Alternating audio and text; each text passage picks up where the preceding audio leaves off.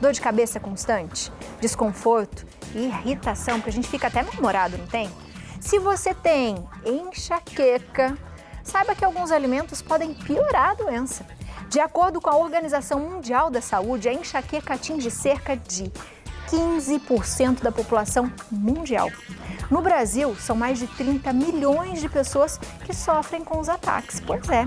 E para falar sobre esse assunto, eu convido aqui para conversar com a gente o nutrólogo, Dr. Roberto Navarro. Doutor, seja muito bem-vindo ao nosso Santa Receita nessa tarde. Obrigado. Olá, Vi. Sempre Olá. bom estar aqui com vocês, né? Sempre bom tê-lo com a gente, doutor. Bater papo aí, vamos falar. Olha que estatística, 15 milhões de pessoas. É muita gente, né? No mundo é muita coisa. É muita 15% coisa. da população mundial, né? E a enxaqueca é incapacitante, né? Para quando você está na Quando crise. tem muito, né, doutor? Muito, aquelas crises fortes, né? E é considerada a sexta causa mais incapacitante de bem-estar, né? Até porque não consegue sair de casa, não vai no trabalho, Exato. né? As pessoas ficam incomodadas até para falar, não conseguem nem falar. Para falar. E essa pauta é bacana para a gente mostrar aí para as pessoas.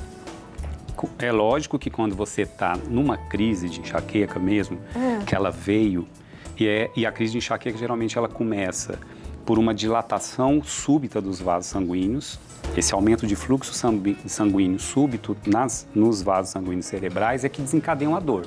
Isso já é sabido. Então, nesse momento em que já está na crise, não é o alimento sozinho que vai resolver. É óbvio que aí tem os tratamentos, tem os medicamentos que você tem que usar conforme o grau da sua enxaqueca. Mas aqui a gente vai falar de como utilizar estratégias na alimentação para evitar as crises serem frequentes.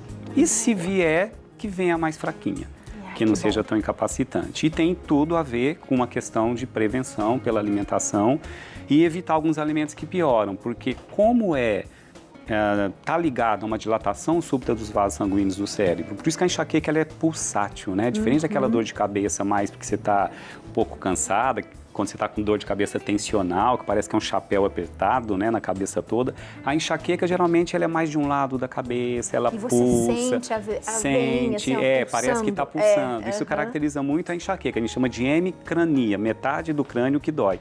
Então, é bem característico essa dilatação.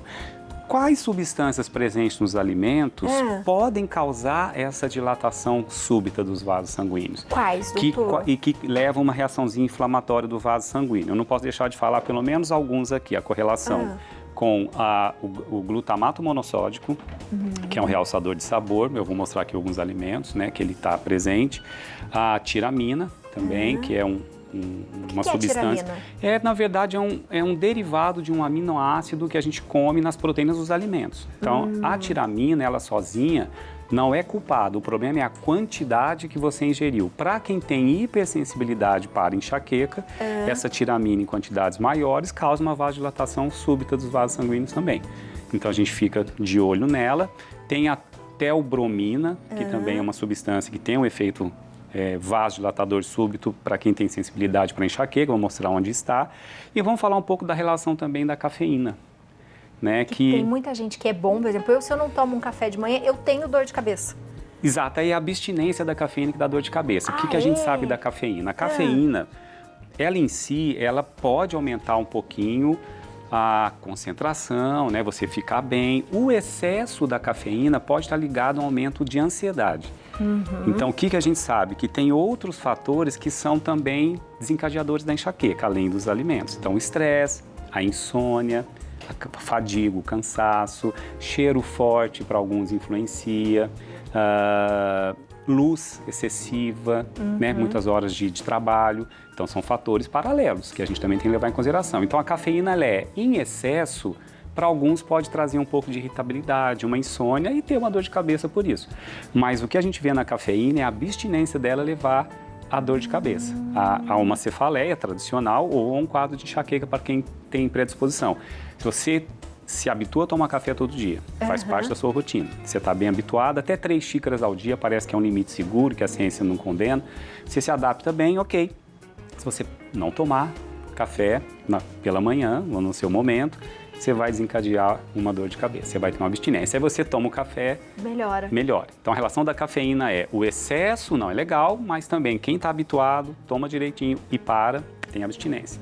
Então isso tem que ser visto. Interessante. O glutamato monossódico, ele está presente em vários alimentos aqui, Biane. Ele é usado muito para realçar o sabor dos alimentos, muito usado no shoyu. Geralmente, nos temperinhos prontos, que a gente compra lá em pozinho. Que tem bastante sódio também, Bastante sódio, né? E o glutamato monossódico, em sódio mesmo, ele não é tão rico, mas ele tem sódio na composição. Mas é o glutamato, né? Que vai se transformar em uma outra substância, depois de metabolizado, e pode desencadear enxaqueca. Presente, o shoyu, né? Aqui eu acho que eu mostrei, a gente chama de enxaqueca do restaurante chinês. Pessoas que saem lá, porque eles usam muito shoyu, né? E já na sequência já começa a ter dor. Isso, pode ser até 2 horas depois, né? Pode não ser de imediato, mas algumas horas depois. A tiramina, ela está muito presente em alimentos fermentados, que passam por fermentação. Então, a tiramina, ela vai estar rica no vinho, né? Já tem que ter um vinho branco aqui. No vinho também tem um conservante muito usado, que é o sulfito. O sulfito também pode desencadear enxaqueca, embora desencadeie às vezes mais um pouco de alergia de pele, mas pode desencadear enxaqueca também. Então o vinho tem tiramina, tem sulfito, a cerveja, nossa cervejinha do happy hour, também tem tiramina, porque são bebidas fermentadas. Então, quando o alimento passa por fermentação, vamos aqui para os queijos. Então os queijos que passam por fermentação vão ter tiramina na sua composição. Então, aqueles de longa fermentação, né, a gorgonzola, aqui às vezes o parmesão, que está curando mais tempo. Parece que também a fermentação da soja, que é o tofu, pode também desencadear enxaquecas para algum, né? Tem um outro componente, que é um grupo de substâncias, que eu acho que citei no início ou não, vou citar agora, que são os nitritos e nitratos. Usados também tem efeito vasodilatador cerebral. Entender uma coisa, Biane, isso é individual. Não quer dizer que todos vão ter. Todo mundo vai ter. Aí eu acho que tem a predisposição para aquele quadro. Se observar, né? Se observar, porque a enxaqueca também tem um pouco de cunho genético, tem um pouco de hereditariedade, tem predisposição por intolerância a alguns alimentos, a gente chama de hipersensibilidade alimentar. Então é muito individual, mas os nitritos são usados muito na conservação de embutidos. Então, salaminho, né, salsicha, bacon. Né? Então, aquela cervejinha com salaminho no happy hour, para alguns é destruidor. Não vai né? dar certo, vai destruir. Para outros não vai ter problema, né? A tobramina, ou telbramina, como queiram falar, presente no chocolate. Então, é um componente que pode também ser um desencadeador de enxaqueca, uma pena, né? Porque chocolate é bom. É bom. Para alguns que não querem engordar, tem enxaqueca quando come chocolate, pode ser uma estratégia. Pode ser uma boa estratégia. Mas chocolate tem cacau, os bons chocolates com muito cacau é um alimento saudável, só um né? É um alimento saudável. Aqui também há alguns nitritos e nitratos, a tiramina também aqui nas frutas, né? Esqueci de citar aqui o figo também pode ter um pouco de tiramina. Eu tive um filho que teve uma reação alérgica uma vez grande com figo no restaurante, estava comendo, começou a empipocar todo. Nossa. Provavelmente porque a tiramina também pode encadear um pouco de reação alérgica, também tem um pouquinho de alguns conservantes que se usa às vezes, né, para a fruta não estragar. O abacaxi também pode ser uma fonte de substâncias, os cítricos também podem desencadear enxaqueca para os predispostos, porque são frutas saudáveis, né? Sim. Então a gente tem que pensar em, né? E como é que a gente... O repolho também... É isso que eu estou olhando, o repolho também. Repolho também, tem um pouquinho de tiramina, tem um pouquinho de... Quando o alimento ele é rico em composto chamado sulfidrílico também, ele pode levar a uma predisposição maior a quadros de dor de cabeça. Ou pela má digestibilidade, que alguns têm também, né? Sim. Que aí a gente chama de enxaqueca gástrica, né? É a má digestão do alimento desencadeando um quadro de dor de cabeça também, acompanhando aí a má digestão. E o repolho é um alimento que alguns têm dificuldade de digestir. Quando come repolho, ficam estufados, né? E pode contribuir para uma enxaqueca. E agora a gente tem que falar do lado bom, preventivo, né? Será que existem bons alimentos? Nutrientes de alimentos que podem diminuir essa hipersensibilidade do cérebro, do neurônio, essa dor desencadeada por essa vasodilatação? Temos, por exemplo, a gordura ômega 3. Ela tem um efeito anti-inflamatório. Então, uma alimentação mais rica em peixes, em linhaça, né? Ou até usar uma suplementação também, sem problema. Né? As algas marinhas são boas fontes de ômega 3, os vegetais verdes escuros também. O magnésio É bom. É fundamental. O magnésio, inclusive tem estudos usando suplementação de magnésio para a diminuição do número de crises de enxaqueca. Lembrar, gente, estou falando de prevenção. Estou falando, estou na crise, vou comer alimentos ricos em magnésio, não vai resolver.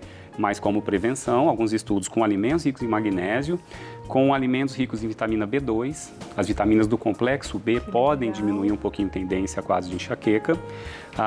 Então, isso é uma estratégia que pode ser, converse com o teu médico, teu nutricionista, que se for usar a suplementação, sempre com orientação, para saber qual dose, uma dose excessiva também tem alguns riscos, então fazer com critério, mas a suplementação às vezes pode ser interessante.